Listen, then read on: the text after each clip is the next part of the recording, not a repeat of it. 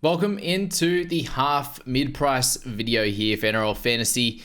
It's a interesting price point. It's an interesting position in general. We have Jamal Fogarty, who's just above this, and he was in the guns video. So there's a couple of guys here you could potentially take a punt on, but there usually is one issue with each of these players, which stops them from having enough value or being someone who can sort of get to that over 50 average, which is what you need from a gun player in the halves position. At a minimum, it's over that 50 or close to that 8 to 10 points of value.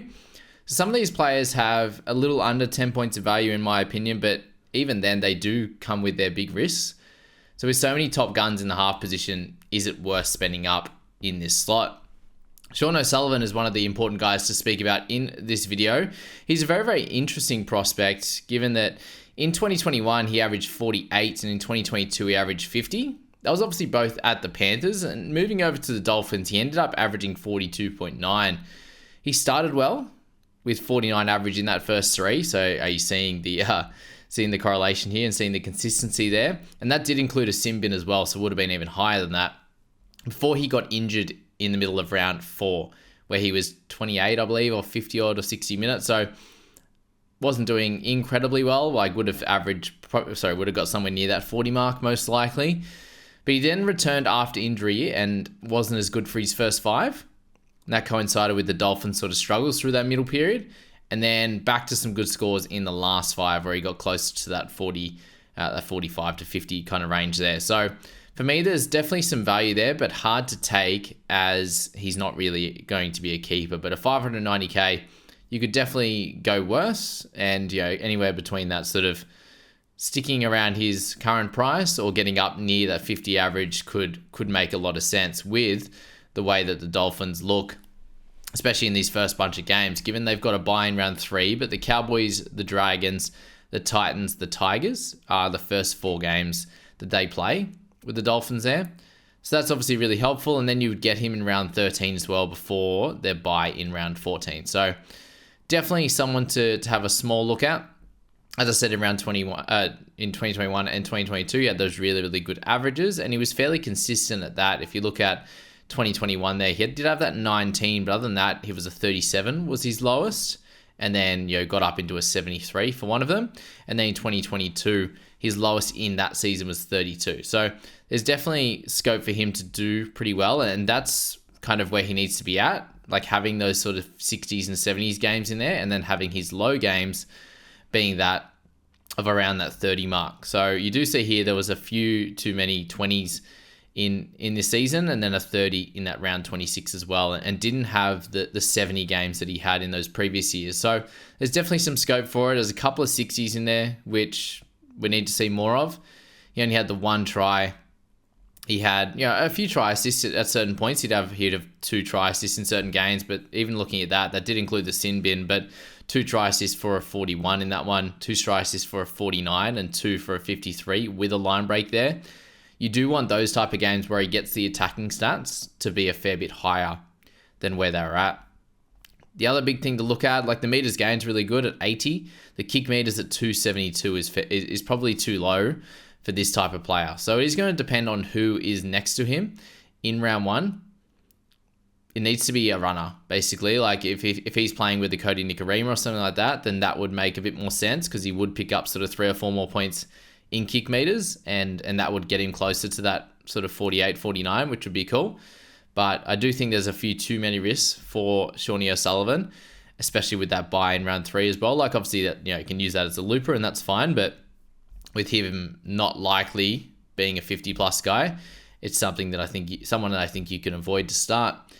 Lukey Brooks, there's obviously some interest around him at 576k, that 41.9 average. So if you look at Lukey, he's had 2 seasons over a 50 average in his last 5. So that's obviously good. But the other 3 you have to worry about. 42 average the last 2 seasons. So very consistent at that. He loses a lot of kick meters here and control of the team moving over to Manly playing next to DCE. So potential for maybe some more attacking stats, given I've been having a good look at obviously the centers and wing fullbacks, which you'll see in the next few videos.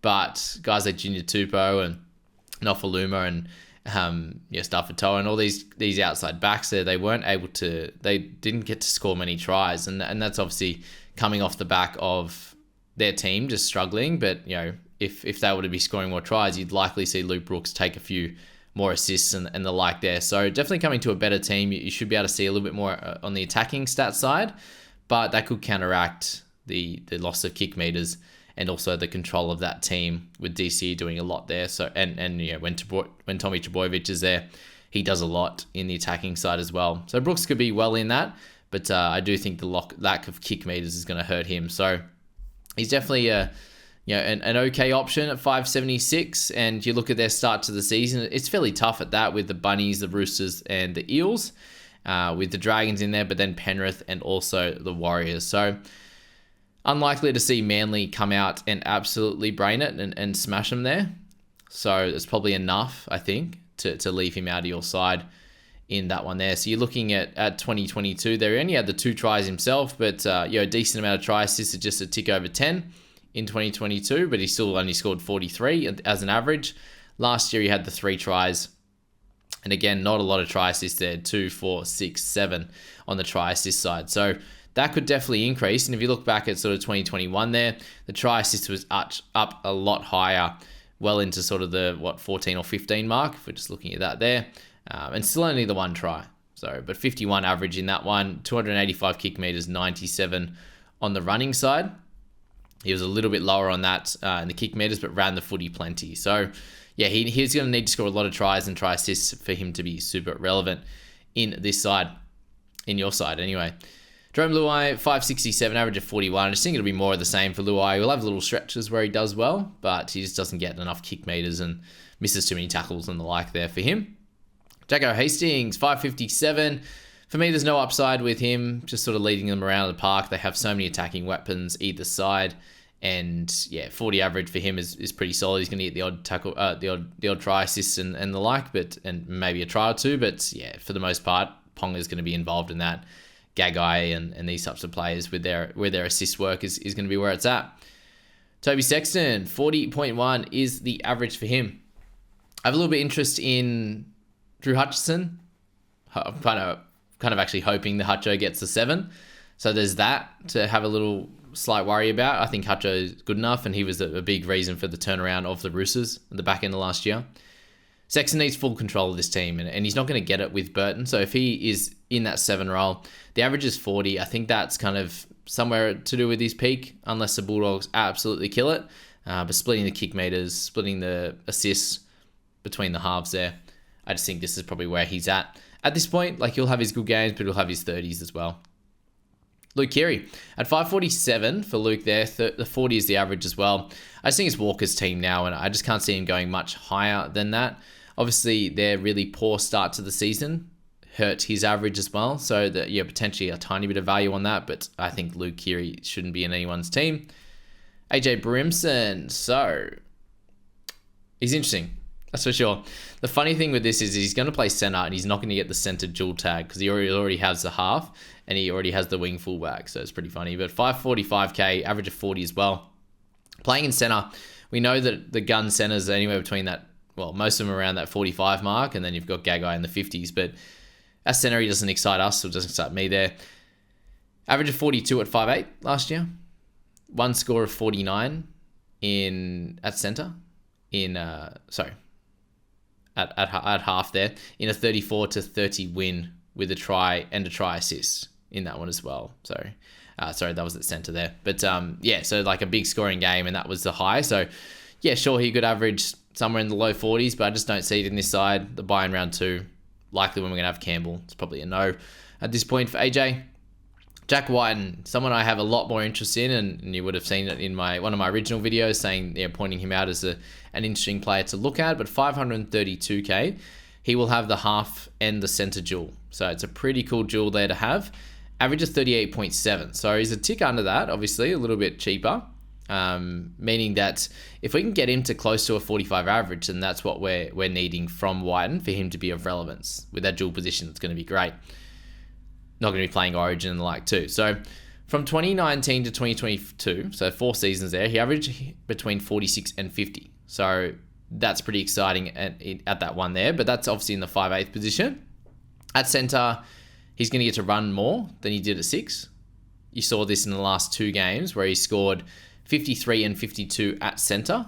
It included 2 line breaks, 16 tackle busts. But that was in 2 losses against the Broncos and the Sharks. So he was able to score really well in losses, which is great. And yeah, what you see there is the run meters, I think 160 and then over 200. So yes, line breaks will increase that for sure.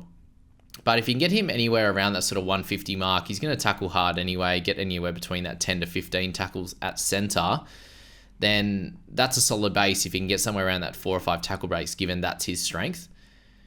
In a bunny side, that if he is able to actually pass the ball, he's going to be put in good positions with good ball in that centre position.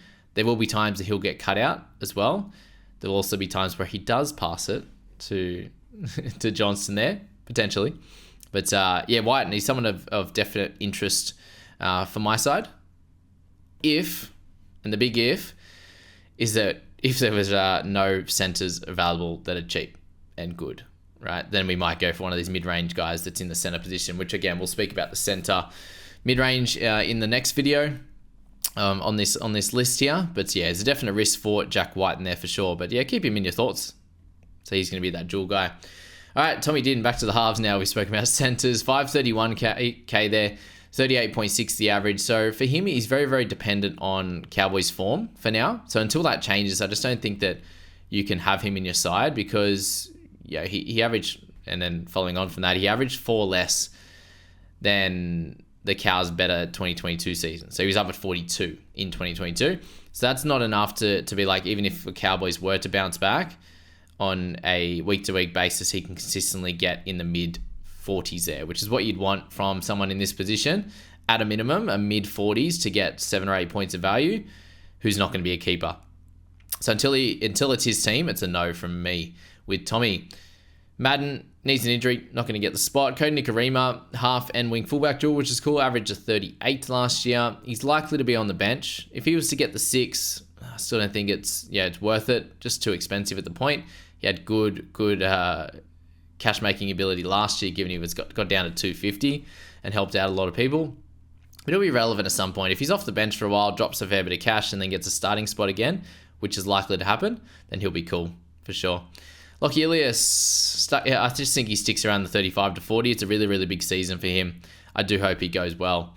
Chad Townsend, kick meters and tackles, that's where he's at. The meat and potatoes for this squad. Hopefully he can play really well and get the Cowboys around the park and get some wins, but a 37 average is not really one to look at. Max Plath, 500k, 42.5 in his 2 games that he played. No discount given on that, really. Not much anyway. Not enough, let's just say that, for 2 games. So yeah, great work ethic, did really well, but he's a no for us. Dejan Arce, 484 for him, so he just needs an injury and a price drop. He got plenty of games last year with Brown being out, and yeah, we need him to be like a bench guy for a bit or something, which probably won't happen. Aiden Caesar at 477k. We're going to go all the way down to just over Drew Hutchison numbers, so he's going to be a cash cow at 400k. But for Caesar there, comes over to the Tigers, which is an interesting one, given we saw the lowly points that Luke Brooks had last year. They also don't have a gun half, which they didn't for a lot of last year, obviously, with Dewey not being there. But Caesar comes over with a 33 career average in the NRL, which, if you're looking at this price point, that is under what he's currently priced at a 35. So not good. Been out of the NRL for 4 seasons as well, just to put another negative on top of that. He is likely to add more kick meters and goal kicking, but that likely gets him to about a 40 average at best. So given he's priced at 35, 5 points of value at best, with a buy in round 1, it is a clear no for me. Latu Fainu, on the other hand, wonder what he's going to get. He's a lot cheaper. Tyson Gamble at 468, average of 34, very similar to Hastings. The action happens elsewhere, and he had a few games where he was in amongst it, obviously, but yeah, not much kicking from Gamble there. Not really one you go for. Brad Schneider, good memories as a cash cow for him. He's at the Panthers, and if he comes in and gets a spot, it's probably still a little bit expensive at 34. Braden Trindle, a little bit more interest here, I imagine people will have. A 33.3 average last year. That included games at 5'8", included games at halfback as well. He needs the kick meters and the goal kicking there to score sort of 40 plus, and unlikely he's going to get a big majority of that. In that finals game that the Sharks played last year, Nicho Hynes went back to kicking goals and he kicked for over 400 plus meters, so unlikely Trindle gets that. Nicho seemed to be carrying a bit of an injury as well. So he will have attacking involvement in games, especially with their really nice start to the draw. 39 average as half. In 4 games as half, is what I was meant to say. And 33 average at 6. So, yeah, look, I don't see a lot of value in him unless he goes on an attacking run. But, Hynes and their outside backs are likely to be a part of that. And he's got Nikora on the other side, which is, Hynes' side, which is more helpful for him. In that one, I'm not sure who's going to be Trindle's left edge back rower at this point. Luki Mecca, 457. Just don't think there's enough base stats for him at the moment. He does rely on attack to be a 40-plus man. He had those games where he did. He had some low games as well, but he did solidly, but that was at the cheap price. Jonah Pezzett, 452. He needs injuries, and it's a bit of a high price for him. Ezra Mam, fun one here. Everyone was talking about after the grand final, obviously. His highest score last year was 54. And that was it was a 2-try effort, so not good. He had, just straight out no there. 4.5 missed tackles per game last year as well. So doesn't kick much in general play. Scores doubles and gets 54. Obviously scored triple in the grand finals to go big, but Cleary obviously scored way better, just because the way he plays, the way Man plays there. So that's that. Tommy Weaver, lots of kick meters, lots of missed tackles, so counteracts each other there as well. Plenty of talent though. 440k, if he does come in and get a spot, you probably still can't pick him up straight away. You'd have to see him take that next step, which we'll have to see, as I said. Jaden Sullivan, 424k, average of 30.8. I had a look into him, 32 average at 6 in big minute games. We kind of look at him and go, oh yeah, he's really talented. But in that Dragon side, it makes him look really, really talented. But like fantasy-wise, still wasn't scoring that great. Even when he'd score some tries in some games. Some games he'd still score low with attacking stats. So no value on Sullivan with that buy in round 1. Dean Hawkins there. So at 419k, the average of 30.5. He needs an injury, and I think if he does get that, he is likely to be worth it fairly soon. So something to note. Carlo Luapu coming off the bad neck injury, unfortunately. So you have to avoid him at 408k anyway. Bit too expensive at that. Best options I got Jack Whiten up top. I just think that he could become, there's obviously risk, top tier dual half and center keeper chance, anywhere between 0 to 8 points of value. Could be cool in a good team. Sean O'Sullivan there, a little bit under keeper level status, anywhere from 2 to 7 points of value, I think. And then Luke Brooks, he has some upside for sure if Manly are rolling, but anywhere between 0 to 7 points of value. That is the half mid-tier video. As I said, I'll be going through the halves mid-tier value guys in the next one that you'll see for NRL Fantasy, if we don't get any more videos with Scoop coming up across the weekend. But that's that, guys, and hope you enjoyed it. We'll see you in the next one.